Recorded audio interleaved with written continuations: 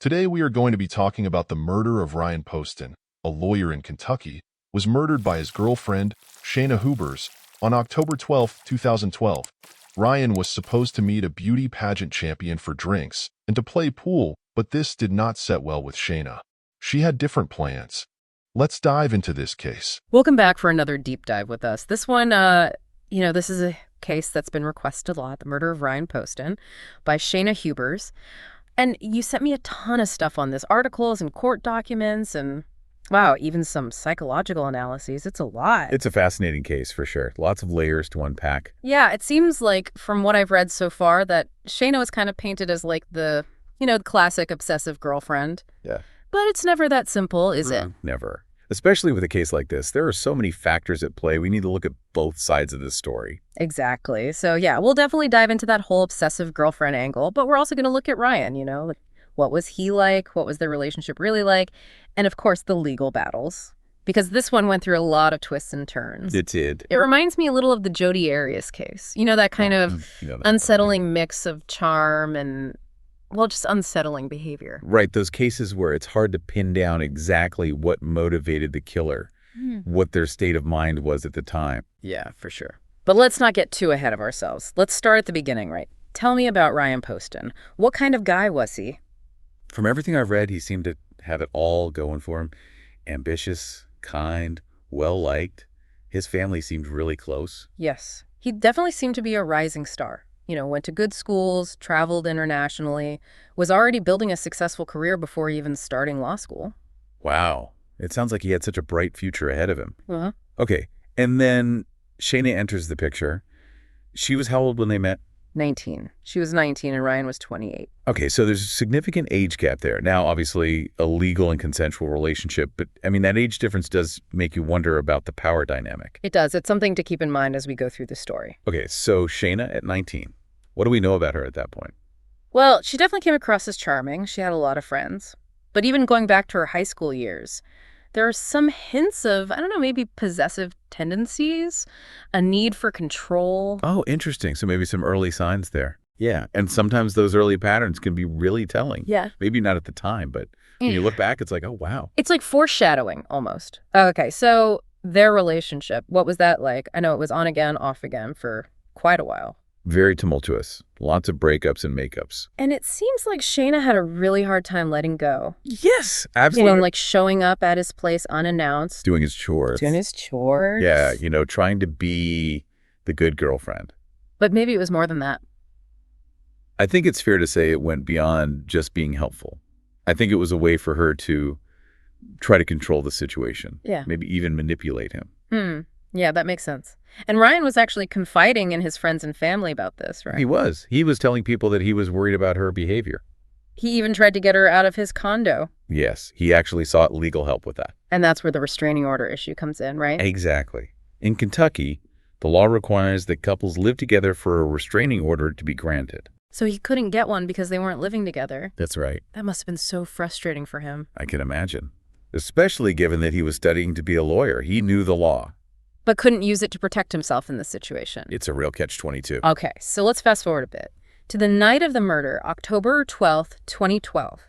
Ryan had spent the evening with his family watching a political debate. Right, a nice family evening. And then later that night, he breaks up with Shayna. Again. And her reaction is intense. Very intense. She calls her mother at like 3 a.m, practically hyperventilating. Her mom actually thought she was having a heart attack. Drove 2.5 hours to be with her. Wow. So she was really distraught. Now, here's a crucial detail. Ryan had a date planned that very night with Audrey Bolte. Audrey Bolt? Yeah, former Miss Ohio, Miss America runner-up. Wow, he was moving on. It seems like it. Obviously, that date never happened. Audrey was left wondering why he didn't show up, completely unaware of the tragedy that was unfolding. It's heartbreaking. So now we get to the 911 call. This is where things get really intense. Yeah. Brace yourself, because it's a tough one. Campbell County 911. Ma'am, I killed my boyfriend in self-defense.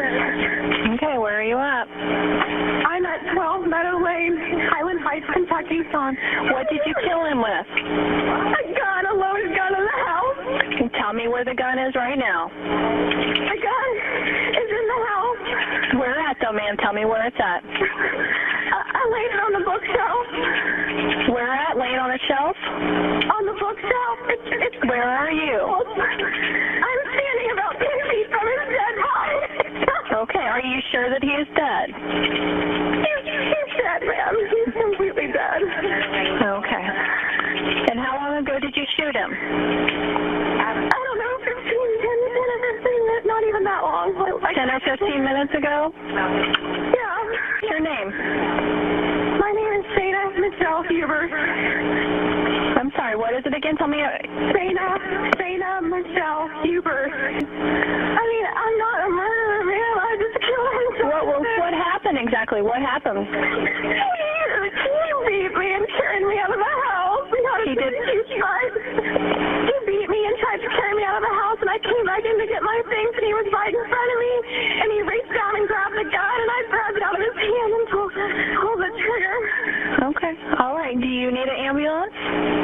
Have you been injured? I'm not injured, ma'am. I was thrown into the side of the couch. Okay. And how old is he? He's 29. He'll be 30 he would have been 30 on December the 30th. All right. What's his name? Ryan Carter Poston. He's an attorney in Cincinnati. Okay. Have you had a history of domestic violence with him? Yes. Okay. And is this your gun? No, this is his gun. He keeps loaded guns in the house. So he slammed you into the couch, but you don't have any injuries? I don't have any injuries. I was just very frightened. He's a lot bigger than me. He's 6'3", 200 pounds. I'm 5'8", 120. And he picked me up and was carrying me out of the house. And I said, let me get my things at least if we're gonna break up. And he wouldn't let me get my things. And when I reached around to try to get my things, I can hear myself echoing in the background, ma'am. It's just the phone system. The phone system has got a delay. And he pushed me down from the door all the way to the couch. And when they come here, they'll see how far that is. He threw me across the room. And I was very startled. I was laying on the floor. Okay. All right. And I killed him. Okay. And then because he was twitching and I knew he was going to die anyway, and he was making funny noises, I shot him a couple more times just to kill him because I knew he would have been. I'm sorry, you said you shot him a couple more times after that? Yeah. How many times did you shoot him total? I don't know. Okay, because he was twitching and you knew he was going to die, so you shot him again? Enough to make sure he was dead because he was twitching so bad and I didn't want to watch him lay there and twitch. So you shot him instead of calling 911? Do what? Yeah, I did because I knew he was going to die anyway. Okay. It was pretty bad. He just was twitching. I mean, he was pretty much dead, and I shot him just so he stopped twitching. Shayna's demeanor throughout the call is, well, it's not what you'd expect at all. It's chilling, to say the least. It's one of those things where, it's not just a call for help, it's evidence. Yeah. You can hear her state of mind in her voice. Right. And thankfully, the source material you sent me actually includes excerpts from the call, so we can actually hear her voice as she's describing what happened. And it's really chilling. I bet. I mean, she admits to killing him, but it's in this almost casual way, like she's ordering a pizza or something. That's so disturbing. It really is. There's this one part that really stuck with me. She tells the dispatcher she continued shooting Ryan because he was twitching. Yeah. And she wanted to put him out of his misery. I couldn't stand to watch him twitch. I knew he was going to die or have a completely deformed face. He's very vain and wants to get a nose job. And I shot him right here. I gave him his nose job. Oh, wow. Yeah. So she's claiming she was being merciful. Right. But that doesn't really line up with the forensic evidence. Oh. Because the evidence suggests that Ryan was alive until the very last shot. Oh, wow. So her claim of mercy Doesn't hold up. Yeah, it feels very disingenuous. It's a strange juxtaposition, isn't it? Okay. The cold-blooded act of shooting someone multiple times. Yeah. And then this supposed act of compassion. Right, like trying to make it seem like she was doing him a favor. Exactly. And as if the 911 call wasn't unsettling enough, her behavior during the interrogation is even more bizarre. Oh, really? Yeah, she's like, Singing, dancing, making jokes. It's almost like she's completely detached from reality. Thank you. I did. Yeah, I did. It's giving very much Jodi Arias vibes. Yay. That same kind of performing for the camera. Yeah. Maybe a way to control the narrative. Deflect from any real remorse.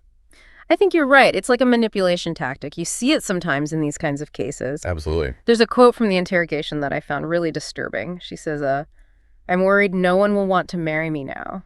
Wow. Like, that's her biggest concern. It's just wild. It is totally lacking in any kind of empathy or remorse. Yeah, it's all about her, how this situation affects her. It's all about Shayna. And then on top of all that, her story keeps changing. Oh, how so? Well, in the 911 call, she says Ryan grabbed the gun first, but then later she says she took it from the table. So which is it? Exactly. It makes you question her credibility. Big time. And does the crime scene back up her claims of a struggle? Not at all. No signs of a fight. Furniture's all undisturbed. So that contradicts the self-defense story. Completely. It just doesn't add up. Okay, so then we get to the first trial in 2015. The prosecution presents a pretty straightforward case.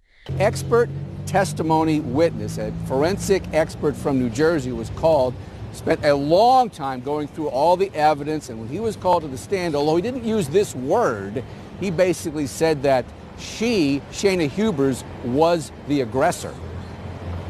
We have a shot to the head, which is administered to the head and is incapacitating with no stippling at a distance, which puts the victim down on his face on the table. At that point, the suspect moves forward.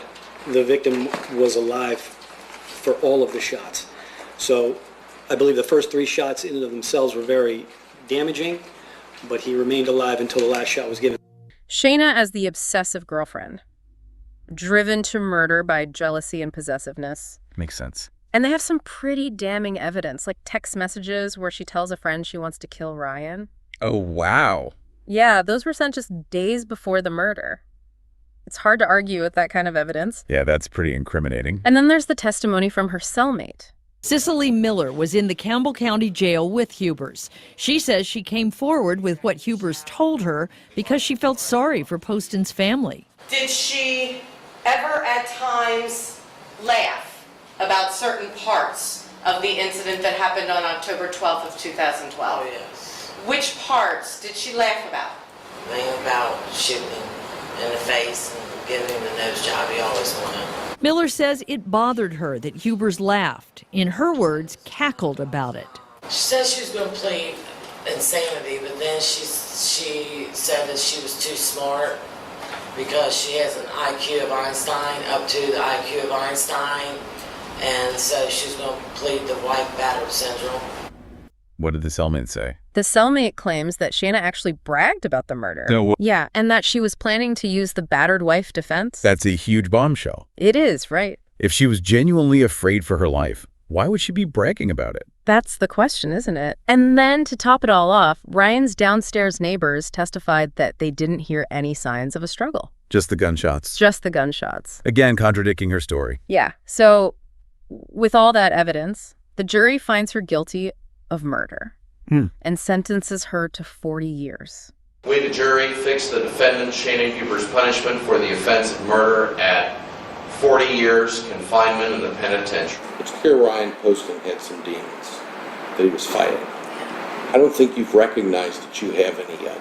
With that, Judge Fred Stein agrees with the jury. Shayna Hubers goes to prison. She'll be there up to 40 years until she's in her 60s. Wow. It was a moment of relief for Ryan's family, but obviously nothing can bring him back. No, of course not. But at least there was some sense of justice. Right. So it seems pretty open and shut at this point. You would think, right? No. But this is the Shayna Hubers case. Things are never that simple. Oh boy, what happened? The conviction gets overturned. What? Why? It turns out one of the jurors was a convicted felon. Oh, wow. Which means they were ineligible to serve on the jury. So a technicality. Yeah, a legal technicality. Yeah. Throws the whole case into chaos. And I'm guessing this led to a retrial. You guessed it. Oh. So Shayna gets another chance. Unbelievable. And the twists and turns don't stop there. Before the retrial even begins, Shayna tries to get the venue changed. Going back, because we did talk about whether or not you could have a fair trial, Your attorney actually said the news coverage had painted a negative image of you and had destroyed the presumption of innocence. I do believe that. And I do believe that there's been incredibly negative media coverage about me in Cincinnati and in the United States and internationally. But I mean, the media coverage is tied to what was said in court and the evidence Correct. presented on both sides. Correct, but I still feel like the media coverage has been biased against me. And I feel like it's going to be very hard for me to receive a fair trial in this area. Why? She claims that all the negative media coverage has biased the potential jury pool. That's a common tactic. It is. But did it work? No.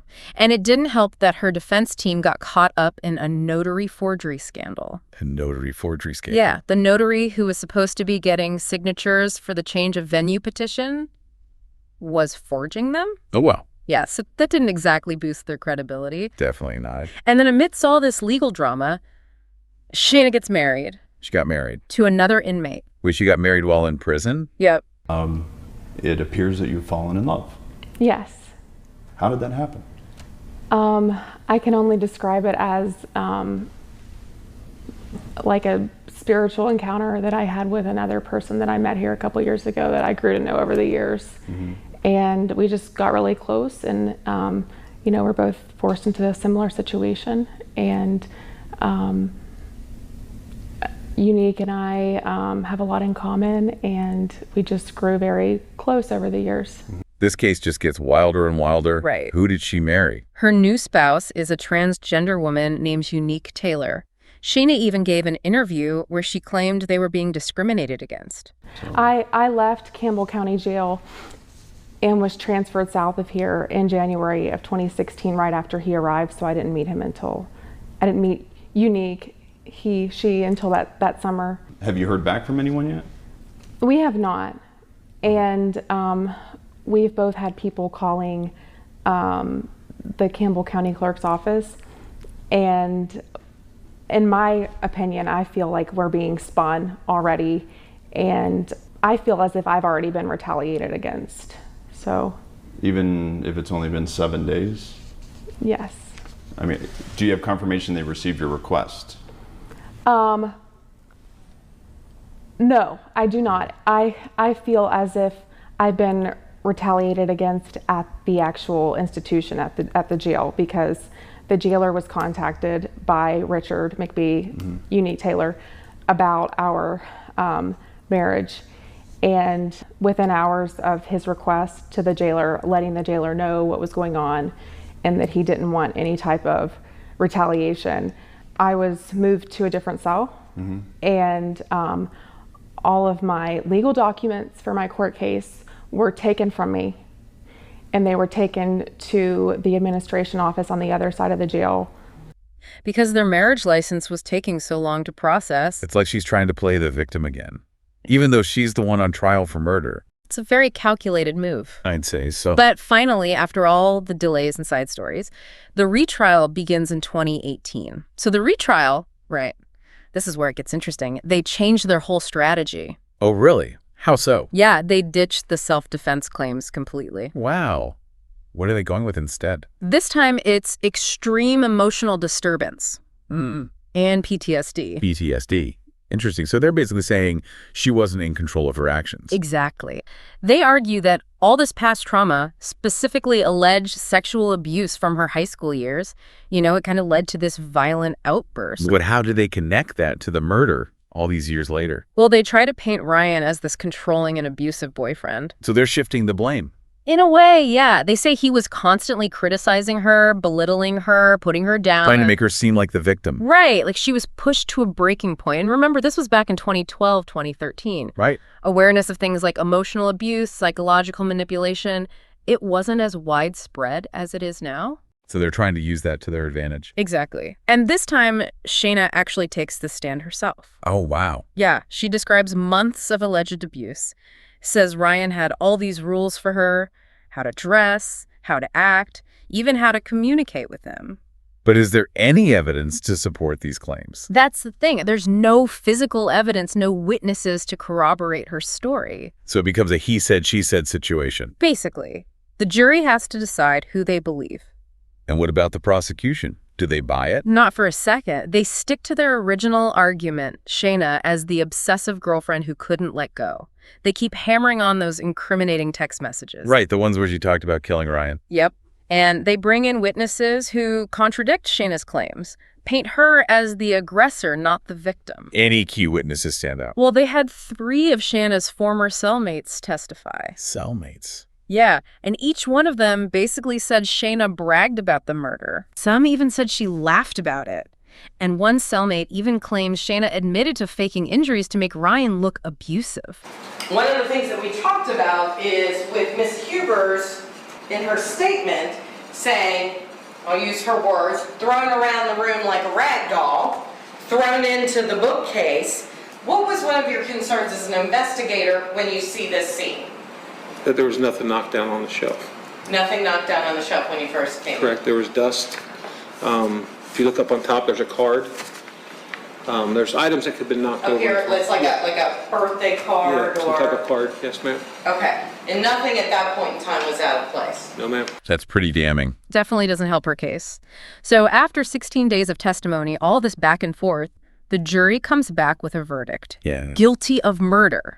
Judge Daniel Zala just a few seconds ago sentenced Shayna Hubers to life in prison following the jury's recommendations. The defense had asked for 20 years, saying Hubers could be rehabbed and become a productive member of society. But the prosecution said that's not what they want. They wanted the life in prison. They said shooting Ryan Poston was an execution on Shayna's part. Wow. This time, she's sentenced to life in prison. So a much harsher sentence this time around. Seems like the extreme emotional disturbance defense didn't really fly. Nope. It seems they saw her actions as deliberate and premeditated, and for Ryan's family, it's a bittersweet victory. She's shown us that she's a manipulator. She has shown us that she will say anything she can to get what she wants, and most importantly, what she showed us on October 12th, 2012 is that she's a murderer. You know? Yeah. Justice is served, but it doesn't bring him back, and they had to relive this whole ordeal again. It's a tragic story all around. I mean, this whole case really makes you think, doesn't it? It does. It really highlights how important it is to understand the dynamics of domestic violence. You know? It's not always physical. Sometimes it's emotional, psychological, and recognizing the warning signs, it can be so hard. Absolutely. And for anyone listening who wants to dive even deeper into this case, I highly recommend checking out the interrogation footage, the trial footage. It's all online. I bet that's intense. It is. It's fascinating and unsettling all at the same time. But yeah, it gives you a real glimpse into Shayna's personality, her behavior. Well, that's our deep dive into the Ryan Poston and Shayna Hubers case. The real roller coaster. It really is. Thanks for joining us as we tried to untangle this complex and tragic story, and we'll catch you on the next deep dive. Join us again next time for another deep dive into yet another case. Please comment and let us know your thoughts. Thanks.